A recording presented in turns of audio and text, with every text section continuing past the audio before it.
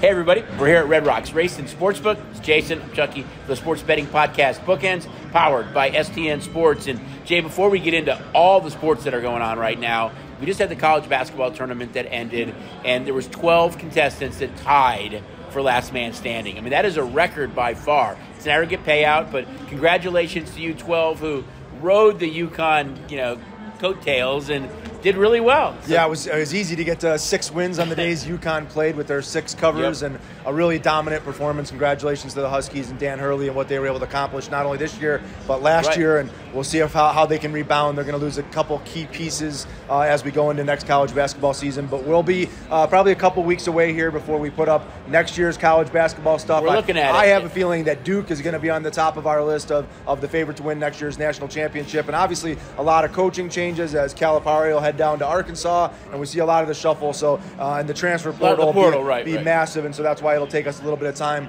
to get some of this stuff up. But a really, really good college basketball season. Not a good tournament from the standpoint of the Las Vegas Racing Sportsbooks. Customers, our guests, were able to make a lot of money throughout the tournament. A lot of winners, a lot of easy games to predict, and Purdue, the Boilermakers in the final. I think there was a lot of people that were hoping that they could pull the upset with the National Player of the Year, Edey, and he had a heck of a game. But the supporting cast, really not a lot of three-pointers attempted. No bench scoring at all. No bench scorers. Only Smith had 8 assists, not a single assist from anybody else on the team. And that just, again, an incredible job by the UConn Huskies and what they were able to do in their game plan to attack Purdue. So we'll move on from college basketball season. We'll be excited for it to get there next year. But also the women. Right. I think when you look at the women, and congratulations to South Carolina, undefeated, the way that they dominated that championship game. So they out-rebounded Iowa. I think it was 56 to 29. I mean, it was crazy. Their bench scoring was 39-0. They dominated that game, and just it was fun to watch. And from a betting perspective, and I think hype and atmosphere, I mean, showing all the games here, every game, the game against LSU, followed by the game against UConn, and then the national championship game. Each one, we saw the highest ticket count ever, the most money bet ever on a women's game. So it was phenomenal. And kind of to put it in the perspective for you guys, I mean, VGK played 2 of those nights, and the demand was, we want the women's, tournament on the big screen. So it was really fun to watch. Championship game did work out our way because there was a lot of money on on Iowa. But overall, just phenomenal play and just a great tournament. Yeah, Caitlin Clark came out in the championship game with 18 points in the first quarter, and then South Carolina was able to figure some things out. And as we go forward here, and I know the WNBA draft's just a couple days away. Yep. We'll see what she can bring to the WNBA, and if that excitement continues to roll on, we get a little bit more visitation and viewing in the WNBA. But it's not just her. Outside it's of our Cardoso. aces, It's Angel Reese. I mean, there really is a talented group going to the next level to play right now. You're already talking about that the Aces games against the Indiana Fever, where she's projected to go, will get moved to T-Mobile just because of the crowds and and the demand for tickets right now. Yeah, and we'll need the next star to take over the women's game and keep the kind of train rolling here in women's college basketball. All right, so we kind of finished that. Now we can look at other sports. I mean, it's a busy time for us with baseball, hockey, and NBA. Let's start with baseball first. I mean, we're a couple weeks into the season right now. There are some real surprises, I think, the way the Pirates, the Guardians are playing. Those two teams really jump off the page to me, that they're red hot right now and do kind of surprise teams that nobody expected to be that hot. And maybe the Yankees a little bit too, without Cole as well as they've played. Well, Yankees sitting at 10-3. They're the best team in baseball. Dodgers are 10-5 with a couple games in hand. Yankees weren't expected to kind of be in that spot as we sit today. And as you said, with Garrett Cole being out, Atlanta and the Dodgers are obviously the two teams, the powerhouses of baseball. Dodgers was at 10-5. Atlanta 7-3 as we sit today. But losing Strider is huge. Strider gone, and we're seeing the pitchers kind of everywhere. Valdez for the Astros. When we talk about surprise teams, they're probably one of the surprise teams on the bottom side of the surprise team, as the Astros are sitting at 4-9, actually behind the Oakland A's 4-8, who I can actually say I'm actually surprised the A's are 4-8 on the winning side of things. But for me, the big surprise in the American League is the Kansas City Royals right now. 8-4, they've won 6 straight. They actually look good. Their starting pitching looks good. The lineup looks competitive, and they've been beating up on the Houston Astros the last couple of days. On the flip side, you talked about Pittsburgh being a surprise team there. Cubs sitting at 7-5. Milwaukee sitting at 8-3. it's the bottom half of the teams where we see the White Sox at 2-10, we see the Rockies at 3-10, and we see the Marlins at 2-11 with a 2-11 with an 0-7 start at home in those games. So we're really going to need, from a race and sportsbook standpoint, we're really going to need the White Sox, Marlins, and Rockies to play a little bit better baseball here and get outside of this playing 250, 300 baseball and get those teams to play in 400 baseball. Otherwise, these players are just going to really pick on these bad teams, not focus on the teams that are winning, but pick on the teams that just can't find a way to win. And the White Sox, with Eloy Jimenez, Roberts, Moncada, they've got a lot of injuries going on right there. But Crochet, the big lefty kind of rookie, that's their number one starter, has been absolutely fantastic. Hasn't been getting the wins, but he's really been keeping the White Sox competitive despite the fact that they're not getting any runs. Usually we have this discussion in July after the All-Star break or around the trade deadline, but really we're having it now that there's such a gap between the good teams and the bad teams. And you're right, they are going to bet against the bad teams, especially on the run line, but they bet the good teams too, and it just is magnified when a good team is playing one of these bad teams. Yeah, and it's exciting to see Mike Trout healthy with 6 home runs. So a couple of guys are really swinging the bat really well. And again, with a lot of daytime baseball, it's fantastic to have them on board. And again, get the app if you haven't got the app already. We still got the $50 no-worry wager. Baseball is loaded up with props, guys that hit homers, guys that get hits, pitching props, strikeouts. There's no lack of props in Major League Baseball, and there's lots of stuff to bet on especially during these day games when you're sitting in the office looking for something to watch.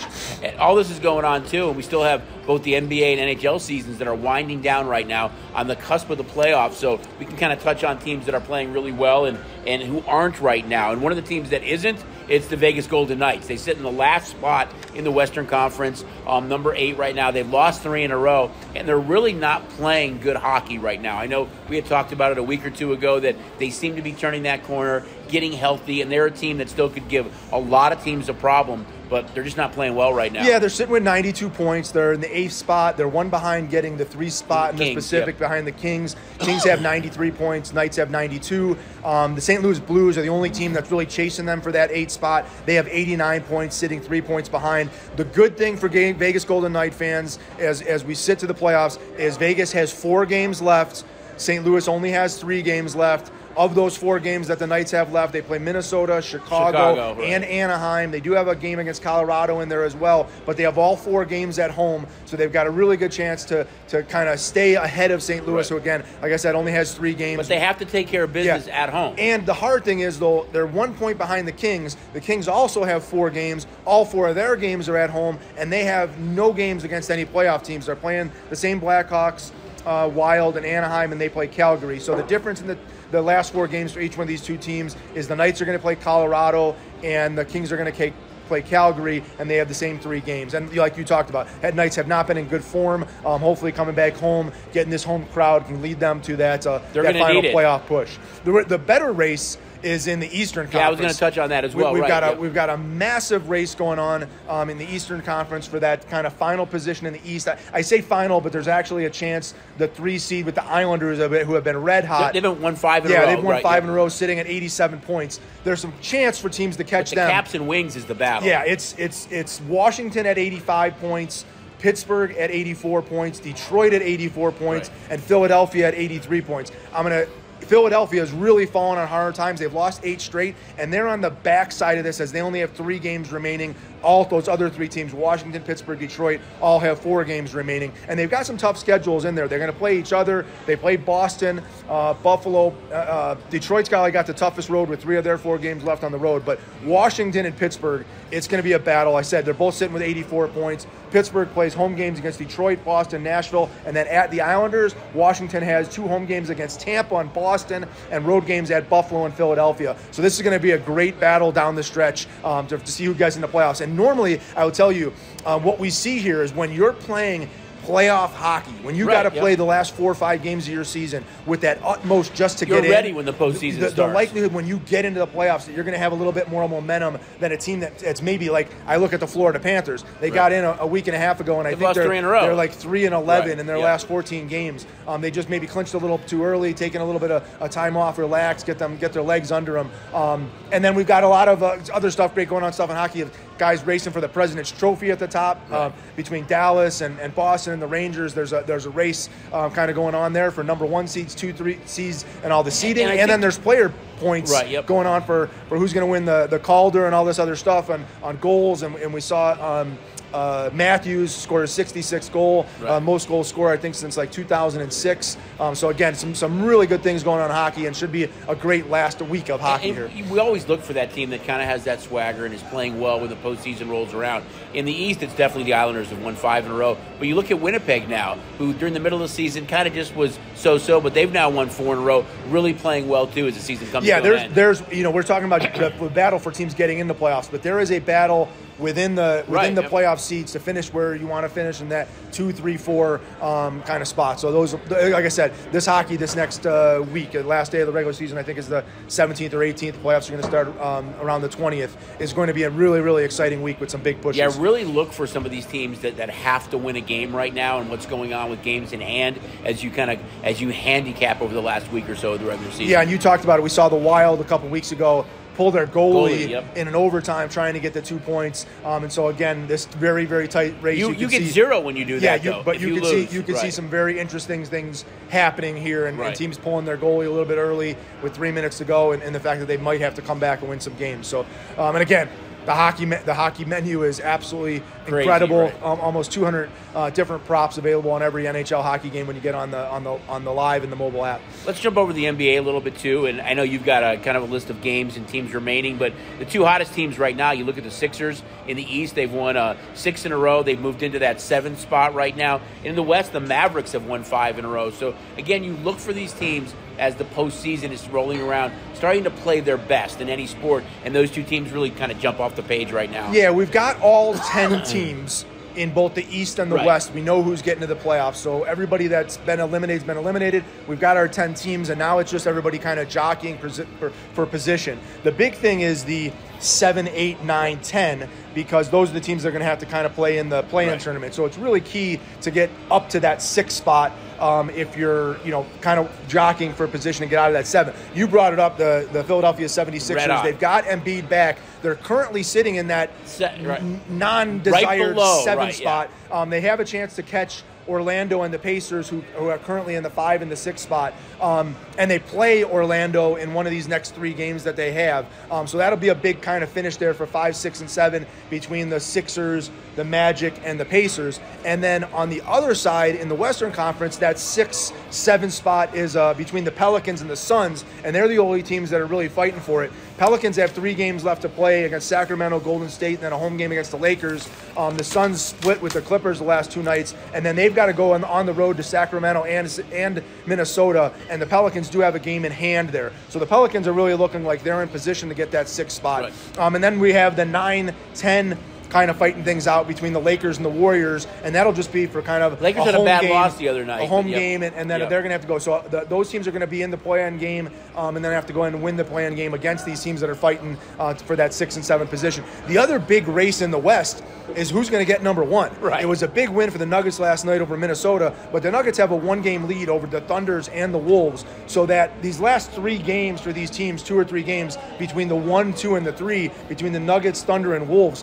that's going to pay some big dividends for who can kind of match out number 1 and who's going to match out number 3 and kind of be stuck on which side of the bracket you're going to be stuck on. So very interesting battle in the West these last couple days as well. Yeah, so really, as Jay mentioned earlier, check out the app, because between baseball, hockey, and the NBA winding down, leading into the playoffs, it's such a great time to have the app, because there's going to be so much going on over the next couple of months. Well, and the live betting is absolutely incredible. It's crazy. So just Bless you. The swings that we're seeing in these games, when we saw, the Clippers the other night take a 30-point lead in the first quarter against the Suns, and then they're coming back and getting in these games. So it's just been amazing to kind of handicap and be involved in live wagering in the NBA these last couple days. And it's going to be fun because, again, it's kind of an uncommon position for the Knights. They really almost have to win every night to see what they can do right now. Yeah, and if you got to get a chance to get over to T-Mobile here, Las Vegas locals, they could really use your support these next 4 games and make that big push for the next home stretch. And they are playing They've Tuesday. Got some big it is winnable against teams. The Blackhawks, but maybe you get a chance to win to watch the Calder winner for the Rookie of the Year, maybe in Connor and Sunday afternoon against the Avalanche again. Right. McKinnon's right up there and chasing the points there, so a big race there. But and obviously a natural rivalry we have with the Avs, so it should be a good finish to the season here with these last 4 games. So now we've talked about 3 sports with games actually being played that are really cool. Now we're going to talk about a sport that's drawing a lot of interest in the media, a lot of interest in betting, that there's not games being played, and that's pro football. Jay and I are both draftniks, and we've had 3 pages of draft props up now for about 2 weeks. We're looking to add a lot more in the coming weeks, so check out the app, come into our race and sports books. But it's just fascinating how much attention, Jay, that the quarterbacks have gotten. I mean, we know there's going to be 4 that probably go maybe in the top 4 to 6, and that's Caleb Williams, Jaden Daniels, Drake May, and J.J. McCarthy. But where Bo Nix and Michael Penix go is anybody's guess right now. This prop opened 4.5 under, heavily juiced. It's now 4.5 over, heavily juiced. There's how many wide receivers will go in the first round. There's half the teams in the league. What will they pick with their first pick? So check it out. I mean, there's a lot of cool props up right now. It's fun to get these out. We're in an information era. What is a smoke screen? You're trying to read between the lines. But if you're a draftnik and you love football, there's a lot of cool props up right now. And look for more in the coming days. Yeah, and you use the word fascinating. I use the word scary. Because the draft props are he yells at me for putting these up. Normally kind of scary on our end because the information is out there. It's an information universe, and if you're able to dig up and find the information, you can kind of bet that information. You just don't know if it's true. And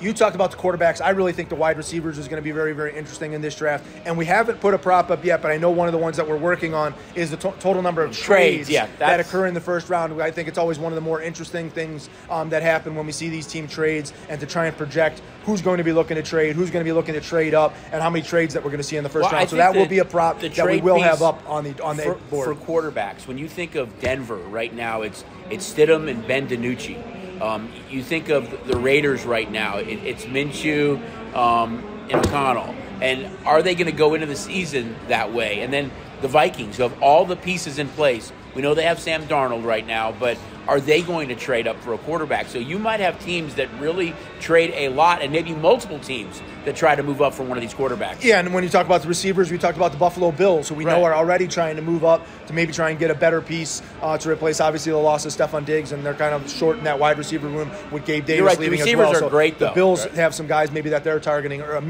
early to middle in the draft from a wide receiver standpoint. And then you still haven't talked about some of the fantastic edge rushers that we have that seem to be slipping down the board, the guys that were projected to be top 10 picks, but because of the quarterback and wide receivers and offensive linemen, some of these defensive edge rushers, what we thought were going to be solid top 10 guys, are slipping down to be 11 through 20 guys, and there's some excellent players there. You brought up a good point, is that guys we thought would be in the top 10, if for some reason Dallas Turner doesn't, gets by Atlanta at 8 and, Chicago at 9, there's a chance that no defensive player goes in the top 10.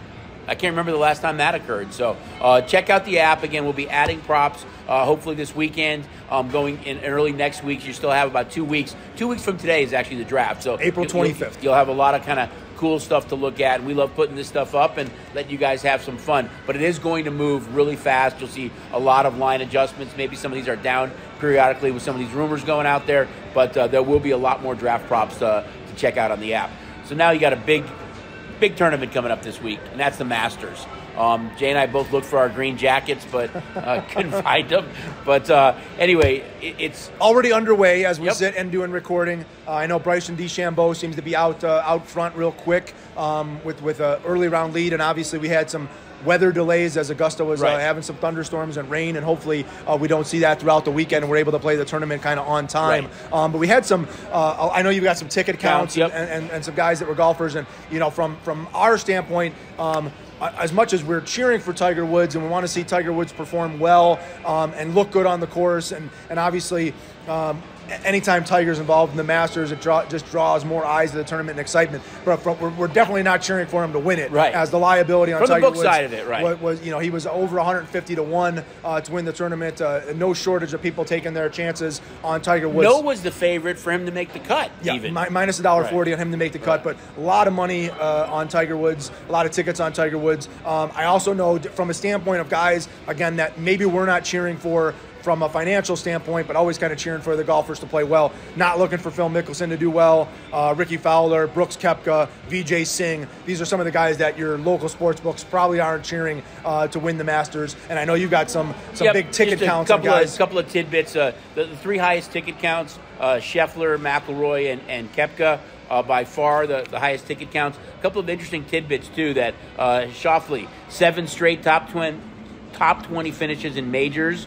You look at Clark, second hottest golfer in the PGA tournament right now, behind Scheffler. And then McIlroy, who's still missing the green jacket for the Grand Slam. So he's been a popular bet as well. But there's so many cool stuff up right now. And as you mentioned, the live aspect is really a game changer. It's brand new to us. It's our first time booking live golf.